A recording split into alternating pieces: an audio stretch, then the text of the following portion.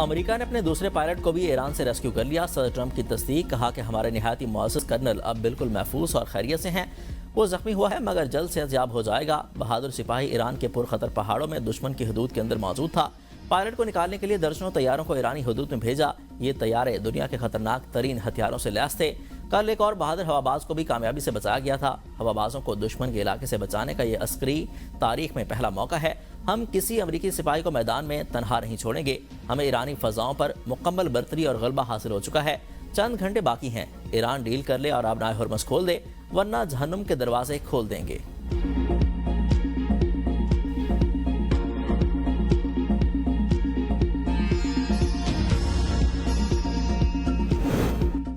جنگ میں شدت آئے تو پورا خطہ امریکہ اور اسرائیل کے لیے جہنم بنا دیں گے۔ ایران نے صدر ٹرمپ کے الٹیمیٹم پر خبردار کر دیا۔ ترجمان خاتم الانبیاء سینٹرل کمانڈ ابراہیم ذوالفقاری نے کہا کہ ایران کو شکست دینے کا تصور اب دلدل میں بدل چکا ہے، جس میں مخالفین خود دھنس جائیں گے۔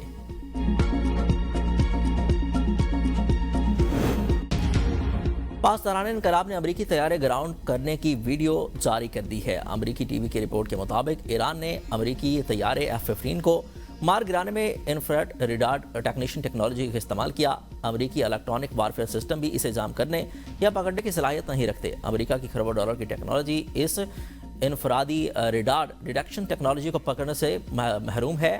صدر ٹرمپ کا ایرانی فضاؤں پر مکمل کنٹرول کا دعویٰ۔ وہ شہر جوہری پلانٹ پر امریکہ اور اسرائیل کے حملے تشویشناک ہیں۔ فعال جوہری پلانٹ پر حملوں سے تابکاری کا خطرہ ہے۔ ایرانی وزیر خارجہ عباس عراقچی نے اقوام متحدہ اور IAEA کے سربراہان کو خط لکھ کر آگاہ کر دیا۔ کہا کہ جوہری تنصیبات پر حملوں سے UN اور IAEA کی ساکھ متاثر ہو رہی ہے۔ جنگ کے آغاز سے اب تک جوہری تنصیبات پر 7 حملے ہو چکے۔ تابکاری کا خراج ہوا تو نہ صرف تہران بلکہ خلیجی ممالک بھی ان کی بھی جانیں محفوظ نہیں رہیں گی۔ ایران کے پاور پلانٹس اور روڈ نیٹ ورک کو فوجی اہداف میں شامل کیا جانا چاہیے، امریکی وزیر جنگ پیٹ ہگسٹ کا دعویٰ۔ ایرانی پاور پلانٹس کو نشانہ بنایا جانا چاہیے۔ پیٹ ہگسٹ کی جانب سے دعویٰ کیا گیا ہے ضرب سے ایرانی میزائل طاقت ان کی مفلوج ہو جائے گی۔ امریکی وزیر دفاع پیٹ ہگسٹ کی جانب سے کہا گیا کہ ہم ایران پر قاری ضرب لگائیں گے، ان پر مزید میزائل برپائے جائیں گے۔ اسرائیل کی حملے کی تیاری واشنگٹن کی منظوری درکار ہے۔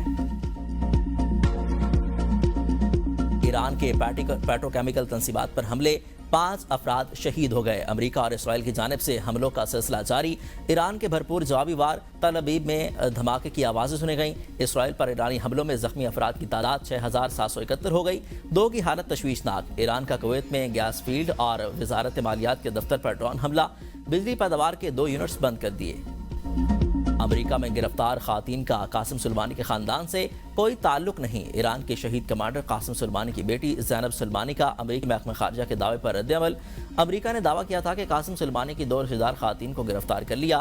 وزیر خارجہ مارکو روبیو نے کہا تھا کہ حمیدہ سلیمانی افشار اور ان کی بیٹی امریکہ کے گرین کارڈ ہولڈر تھیں اور امریکہ میں پرتعیش زندگی گزار رہی تھیں۔ دونوں کا گرین کارڈ منسوخ کر دیا گیا۔ نائب وزیر اعظم اسحاق ڈار کا ایرانی وزیر خارجہ عباس عراقچی سے ٹیلی فونک رابطہ، دونوں رہنماؤں کا خطے کی موجودہ صورتحال اور 2 طرفہ امور پر تبادلہ خیال۔ اسحاق ڈار نے مسائل کے حل کے لیے مذاکرات اور سفارتکاری کی اہمیت پر زور دیا۔ ایران پر مسلط جنگ نے پورے خطے کو شدید مشکل میں ڈال دیا۔ امریکہ اور اسرائیل کے حملوں کو روکنے کے لیے عالمی کوششیں تیز کرنا ہوگی۔ ترک صدر رجب طیب ایردوان اور نیٹو کے سربراہ مارک روٹے کے درمیان ٹیلی فونک گفتگو۔ کہا کہ جنگ کے دوران نیٹو کا ترکیہ کی فضائی حدود کا دفاع کا اتحاد کا بڑا ثبوت ہے۔ پاکستان کی دمشق میں متحدہ عرب امارات کے سفارت خانے پر حملے اور توڑ پھوڑ کی مذمت۔ ترجمان دفتر خارجہ نے کہا کہ سفارتی مشنز کے تقدس اور سیکیورٹی کی خلاف ورزی بین الاقوامی قوانین کے منافی ہے۔ ویانا کنونشن کے تحت سفارت خانوں کا تحفظ یقینی بنانا عالمی ذمہ داری ہے۔ پاکستان عالمی قوانین اور سفارتی اصولوں سے وابستگی کا اعادہ کرتا ہے۔ امن، استحکام اور باہمی احترام کو فروغ دینا وقت کی اہم ضرورت ہے۔ مشکل معاشی حالات میں کمزور طبقات کو تنہا نہیں چھوڑیں گے، ریلیف کی فراہمی اولین ترجیح ہے۔ وزیر اعظم شہباز شریف کا پیٹرولیم مصنوعات کے ذخائر اور عوامی ریلیف پر جائزہ اجلاس سے خطاب۔ کہا کہ حکومتی کفایت شعاری سے بچائے گئے رقم براہ راست عام آدمی کی فلاح پر خرچ کریں گے۔ ریلیف کی رقم ڈیجیٹل والیٹس کے ذریعے فراہم کرنے کا آغاز کر دیا۔ پبلک ٹرانسپورٹ کو سبسڈی کی ڈیجیٹل منتقلی شروع کر دی ہے۔ وزیر اعظم کو بتایا گیا کہ ملکی ضروریات کو پورا کرانے کے لیے پیٹرولیم مصنوعات کے مناسب ذخائر موجود ہیں۔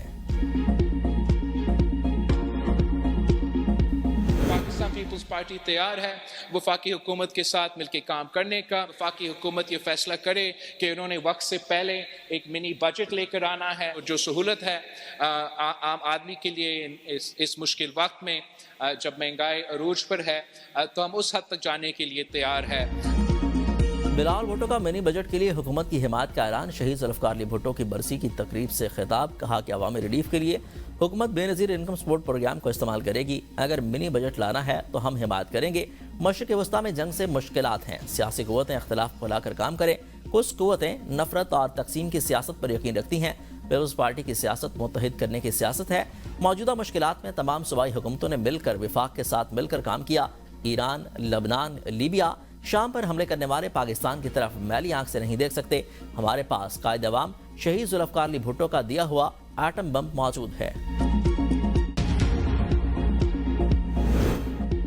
خیبر پختونخوا حکومت کا عوام کے لیے بڑا ریلیف. احساس فیول سپورٹ پروگرام کا آغاز. موٹر سائیکل، رکشہ اور اسکوٹر مالکان کو ماہانہ 2000 روپے فیول سپورٹ ملے گی. وزیر اعلیٰ خیبر پختونخوا سہیل آفریدی کی ہدایت پر اسکیم شروع کرنے کا فیصلہ. صرف رجسٹر گاڑیوں کے مالکان ہی اسکیم کے اہل ہوں گے. درخواست کے لیے دستک ایپ کے ذریعے رجسٹریشن لازمی قرار. صوبے بھر میں رجسٹریشن کا عمل کل سے شروع ہو جائے گا. میٹرو بس میں مفت سفر کے لیے اصل شناختی کارڈ کی شرط عائد. طلباء کو مفت سفر کے لیے اسٹوڈنٹ کارڈ ساتھ لانے کی ہدایت. اچانک شناختی کارڈ کی شرط پر شہری پریشان. درجنوں شہری بغیر سفر واپس جانے پر مجبور. متحدہ عرب امارات کے مالی ذخائر سے متعلق گمراہ کن تبصرے مسترد. ترجمان دفتر خارجہ کے مطابق حکومت پاکستان طے شدہ شرائط کے مطابق مقررہ مدت پوری ہونے پر اماراتی ذخائر واپس کر رہی ہے. دونوں ممالک کے درمیان اسٹریٹجک تعاون اور دیرینہ برادرانہ تعلقات برقرار ہیں.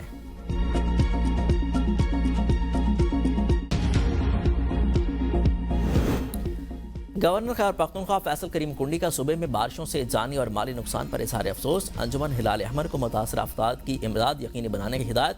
کہا کہ انجمن ہلال احمر ضلع انتظامیہ کے ساتھ مل کر امدادی کارروائیاں یقینی بنائے. بارشوں سے جانی اور مالی نقصانات پر متاثرہ خاندانوں کے دکھ میں برابر کے شریک ہیں.